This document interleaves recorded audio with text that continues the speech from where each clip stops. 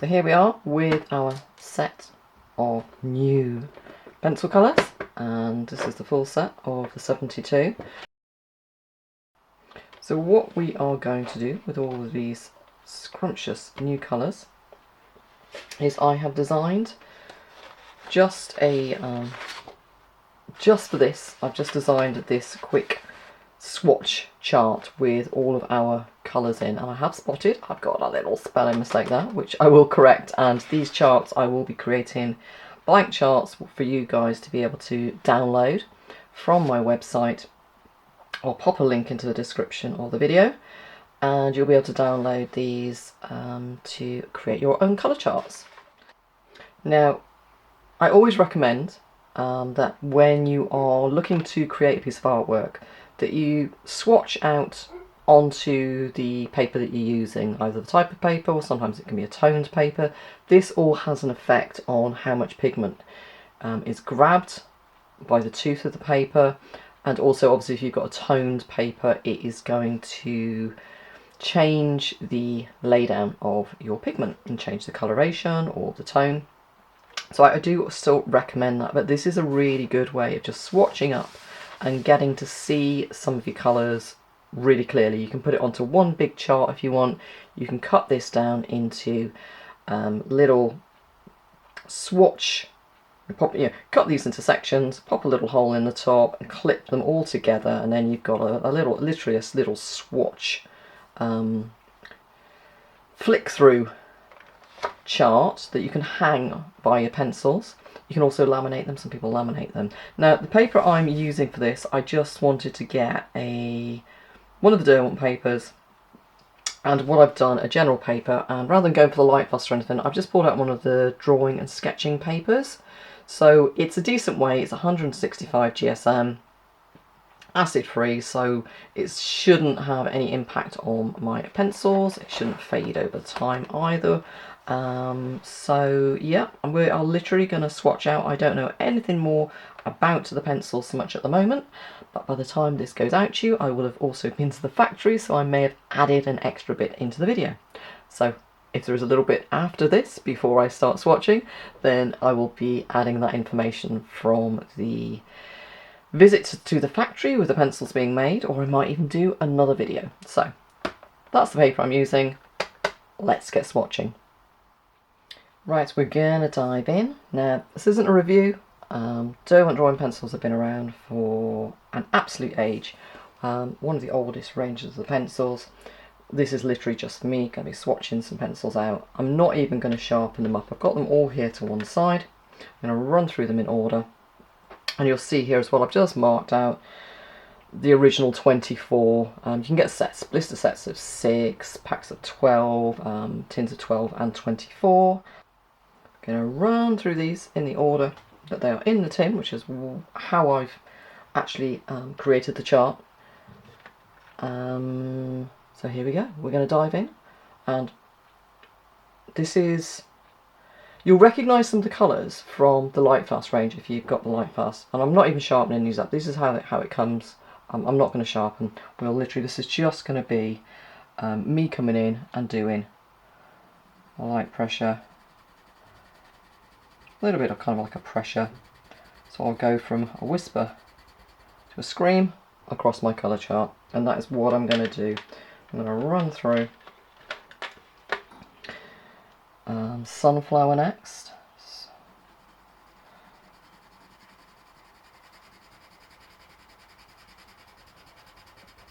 Beautiful. I am really excited. I'm going to be working on a tutorial piece. Mustard here. Maybe I should fill these swatch charts a little bit more. Very similar to the sunflower there. I'd be interested as well. I'm going to ask, I'm going to go up to the factory. I am going to ask if there is going to be a breakdown of the pigments with a leaflet, like we get with the Light Fast colours. And I really love that then. But I guess a lot of them, if we've got the Light Fast chart as well, it should be a very similar makeup of pigment mix. So like with the Arctic, it's got a hint of blue in. Okay. I think the crazy thing with this is obviously we're so used to our DERWENT drawing having earthy, just the earthy tones for like landscapes, portraits, etc. And we've used them in animals. So now we're going to have all of these other colours coming through, brighter colours. I use them a lot on drafting film, on pastel mats, all surfaces really, and I love using them as like a base layer because of this beautiful thick core and the fact that they are so opaque. They really do. They help speed up, but they also they're just dreamy, really smooth, creamy. They handle well. They don't really let me down ever. They really are. I'm loving these colours already. Yeah, they never let me down. And now this one, gotta try this one. Aberioca. So a nice glass of red here. We are going to have. And I'm going to find out more about the light fastness. And again, I will update on the video. Because obviously I will be doing the factory tour with the lead chemist there, who's helped develop this range. When you see things like this, the range, there's a lot of work, a lot of thought and work that goes into it. And that's one of the originals there, that's the light sienna. This one sounds interesting, so this one is light rust. I'm just going to move that one out of the way a little bit. This is light rust, make sure I'm matching up.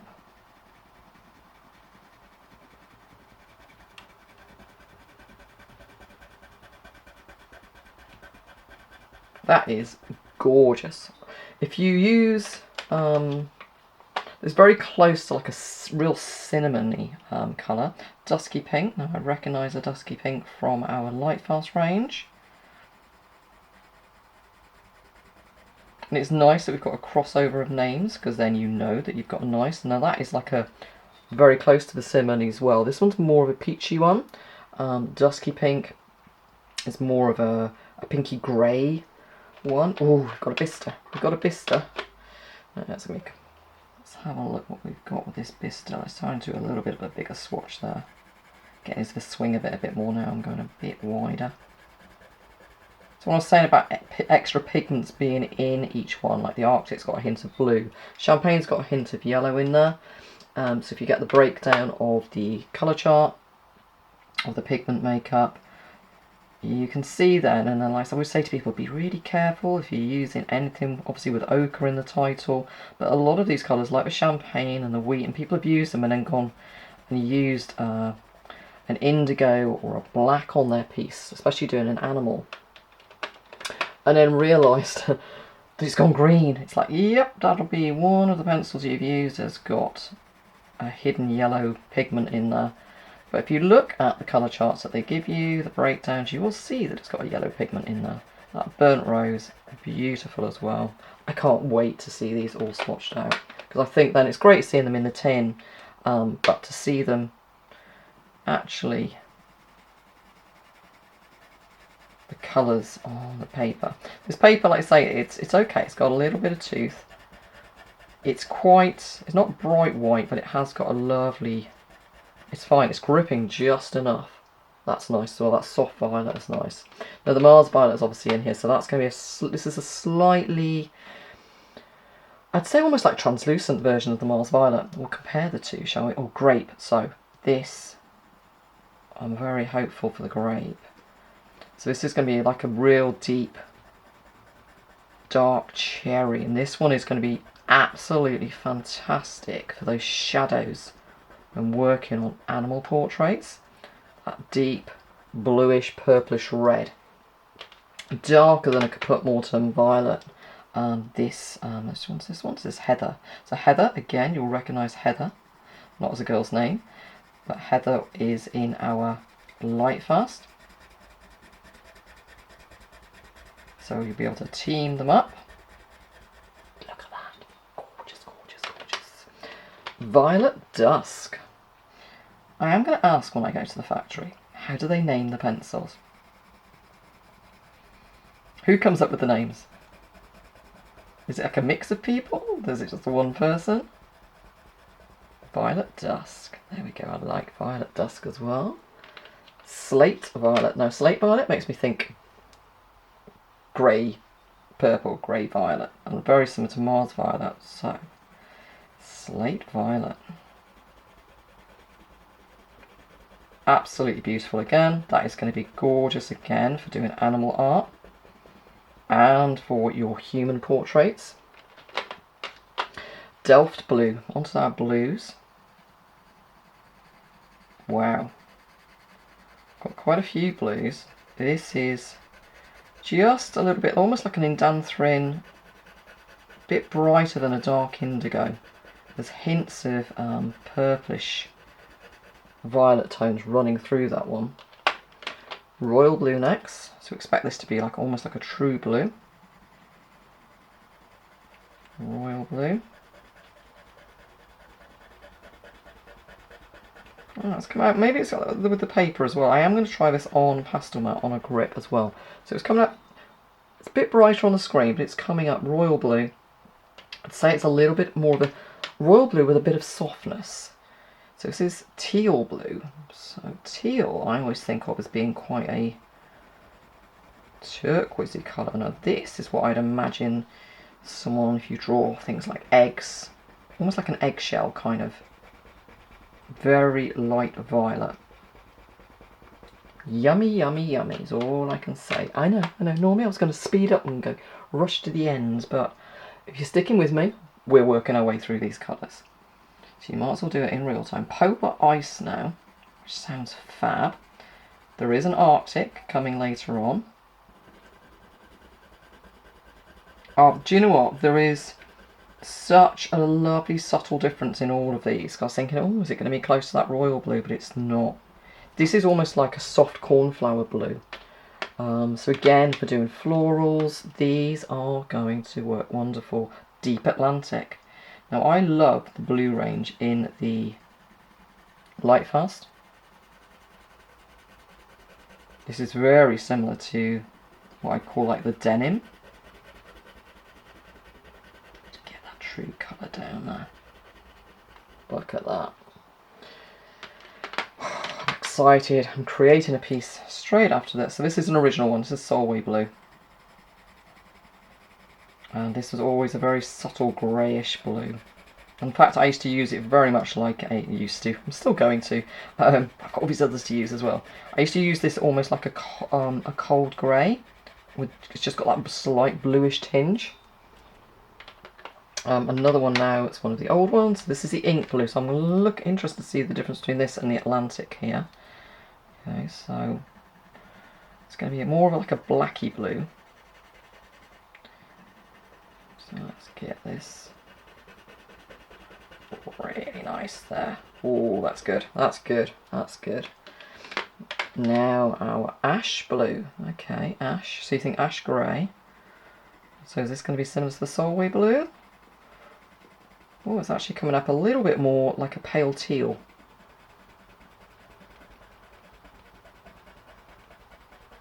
I like that as well.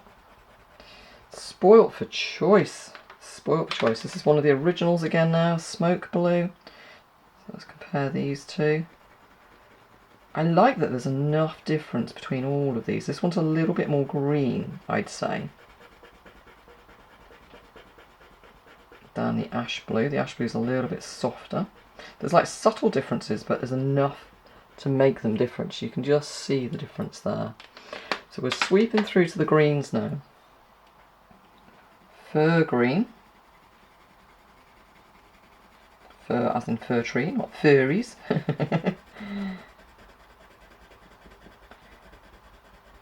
That's nice. Again, very soft and subtle. So dense with the opacity. Spruce green.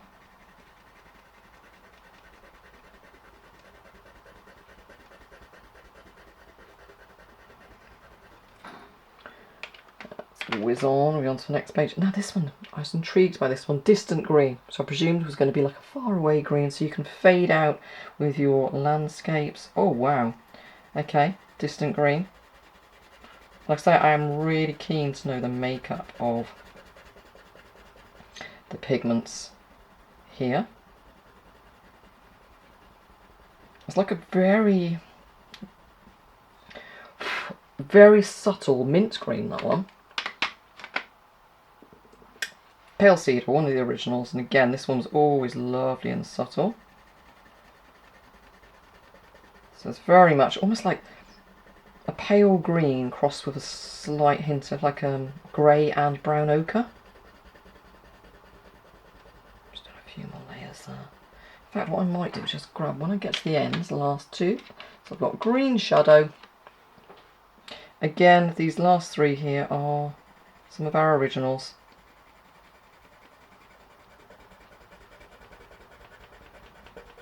Increasing that pressure there. 2, 3, 4 layers so you can just see. And then the last one there is Crag Green, one of our originals as well. And I will pop these up as I'll get some scans at the end of the video so you can see them. I'll pop them up on my social media as well. So that's the Crag Green. So just before we drop that one out, because when I first started this up at the top, I came in quite gently here with our champagne. So let me just come in and make sure I've got a good smattering, a good layer down so we can see that. So those are our first tray. So I'm going to swap the trays over now and we're going to come on to our second sheet and then we'll get them all up together at the end. Here we are, our second tray, and you'll see there's quite a few in here from the original 24 as well, but oh, I like the sound of this one as well. Fresh green, feeling fresh. So see if I can come in and make these swatches a little bit bigger. This one's a keeper for literally for your grass. That, you know, that yellowy greenness when you're doing the grasses, that one, perfect. Right, moss green next. Moss green, very subtle, light pressure. This is how I always get my guys to do their pressure test. So you start off on the left and we kind of call it you're whispering with your pencils, literally just touching that pencil down to the paper, letting the paper do its thing and grab. Oh, this is light moss. This one is very subtle. Almost felt a little bit harder then, but I think it's because I was caught unawares that how light that was going to be. Press it as hard as I can there. I almost feel like some of these are going to glaze over the top of each other. But they are, you know, wax pencils at the end of the day. Green Earth. So Green Earth is one of my favourites in a lot of pigments. So this is coming up greeny earth colour. So it's not really a grey green. It is very much a cross between an earthy, not an ochre, but you know, like a green warm earth, and a hint of greeny, mossy colour in there as well. That's nice. That's nice. See, I'm primarily an animal artist. This is rainforest. Primarily I'll start again. I almost said primarily a rainforest then.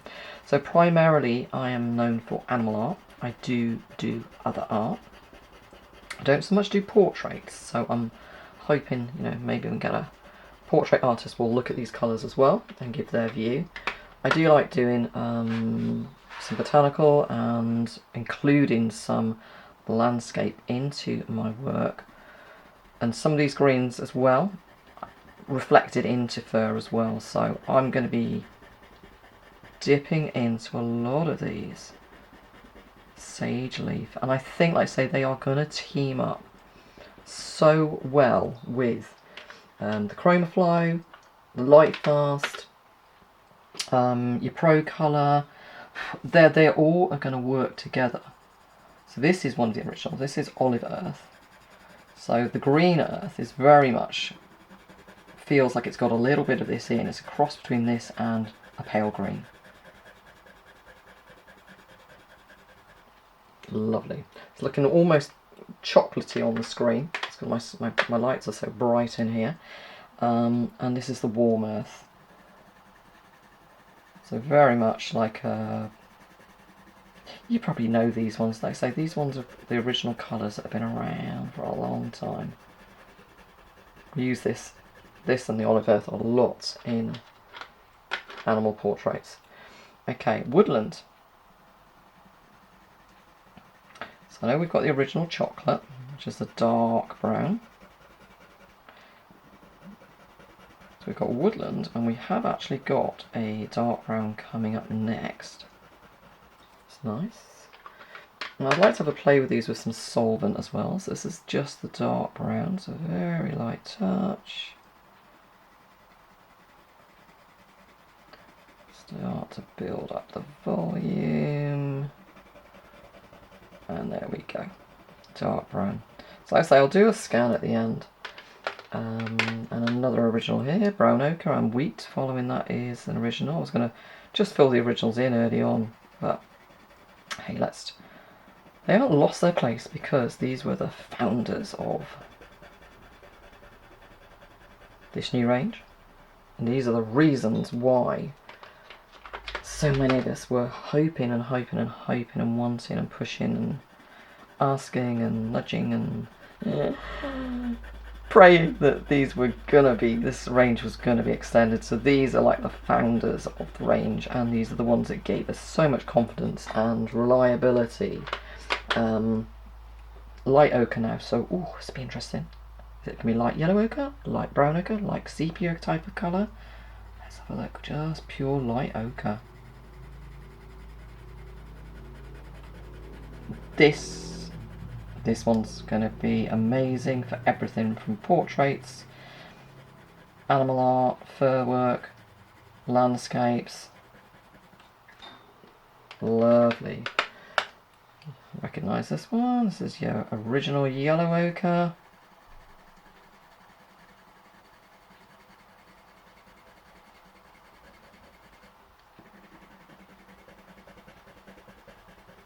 I like to use these, like say, on pastel mat or something, and then I'll use this like a stiff brush to brush them through, so that they sink down into the tooth.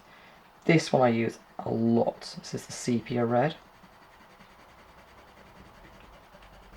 Very similar. It's quite interesting. This one's underneath that woodland. So if you imagine the woodland is like a brown with a little hint, and this is like, it's got like a chestnutty feel over the brown. Mars Orange, again, another favourite. I love this in the light fast range as well.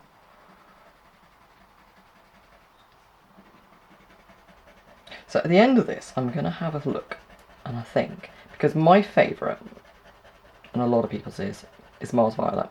Love Mars Violet. Taupe in the light fast range comes very close. But Mars Violet is fabulous. Now, Sanguine is a huge one as well. It is so solid.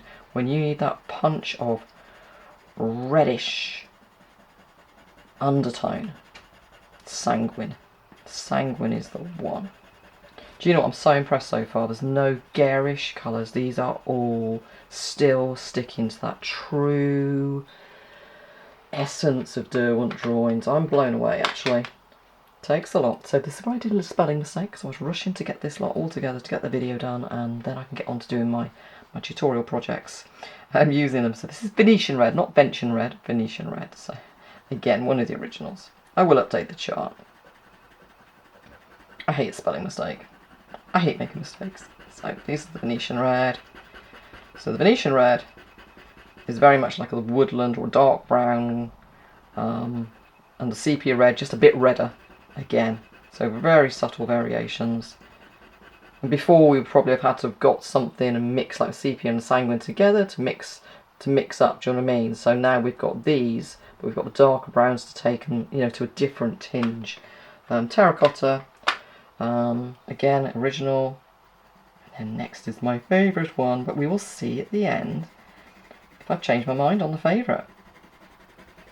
I've got some in the chroma flow that I absolutely love. You don't see them anywhere else. Mars Violet. Mars Violet. Here it is. This is just such an amazing all-rounder. I can pull Mars Violet into most things. White fur, fox fur. Oh, Mars Violet, beautiful. Works beautifully alongside Mars Orange as well. Last three coming up of the originals. This is the Ruby Earth. Skip forward if you don't want to see any more of the old ones. Ruby Earth. So you can see here as I do these from the originals. So these here, let's say from here, we've got a couple there that are original. These here, these are those original colours. So you can see then all the others that we're bringing in. Chocolate, and of course our ivory black. Ivory black is there. And the Chinese white, obviously the reputation for that one is huge as well. Everyone knows that the Chinese white is the most opaque, brightest white, bluish white that we've got. But there's an Arctic coming. There's an Arctic coming. And this is the ivory black.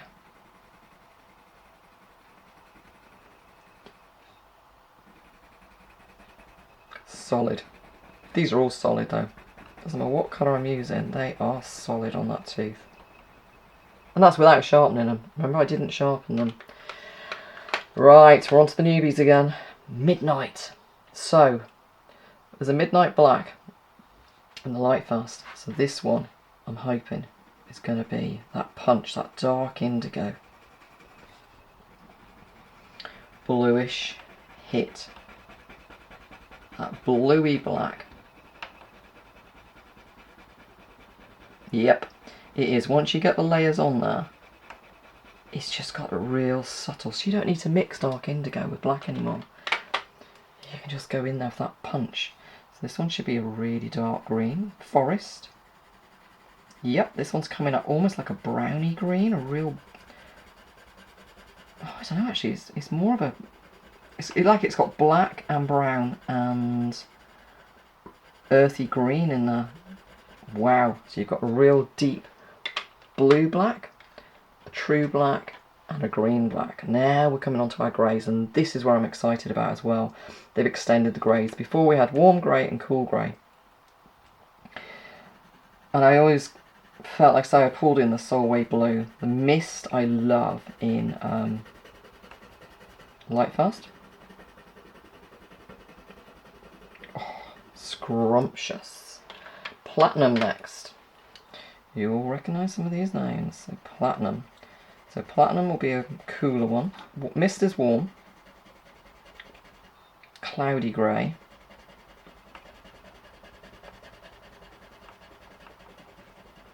There's that lovely Platinum. Lovely solid cool grey. Let's just nudge up a tiny bit. I've slid a little bit there. Carbon grey. This one's a warm brownish grey by the looks of it. Isn't until we pile it on. Yeah, just like carbon paper. Wow. These are going to be taking place, replacing a lot of your greys if you do. These are originals. This is the original warm grey. You can see very warm. I used to find this is what I prefer for warm grey, the mist, okay? This is what I prefer for a cool grey, platinum, and then mix white in with the platinum to make it even lighter. The warm grey, beautiful, I call it like a dirty grey, okay? And this is the original cool grey.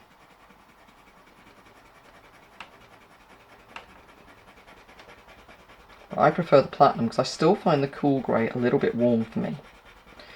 So I would again need to add some white or the Solway blue. See, I'd pick up the Solway blue to come in for that coolness.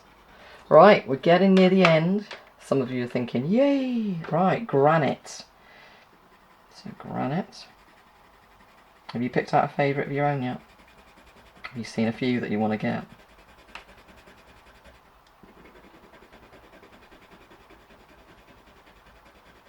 Wow, lovely. Lovely, lovely, lovely. Oh, and now this one's a challenger. So in the Light Fast range, taupe, when they brought it out in the full set, rivaled my Mars Violet, and I use taupe a lot. It's almost like a subtle version of that Mars Violet. Very close. It's almost got like a little hint of the brownish tinge to it as well. It's almost like a mix of Mars Violet, one of your greys, like a cross maybe I guess between warm grey and the Mars Violet. Just to see that, they're much softer. Oh, I do like that. I do like the taupe again. Thank you, Derwent, for bringing some of our favourite colours through to my personal favourite range. Fossil Grey. Again, a lovely warm one again.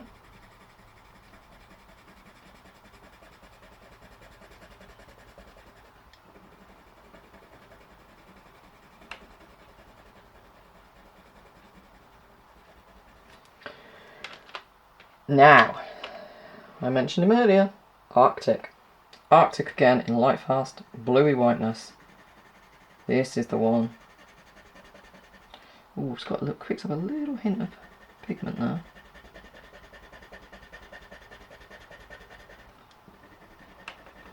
So hopefully you'll see this on the screen.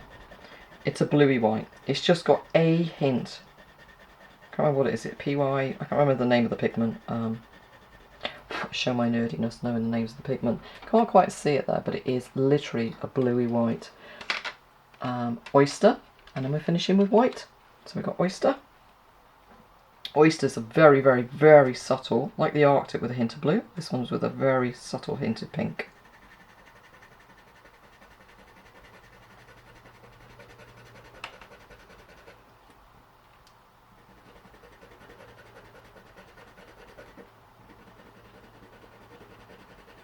Just see that there.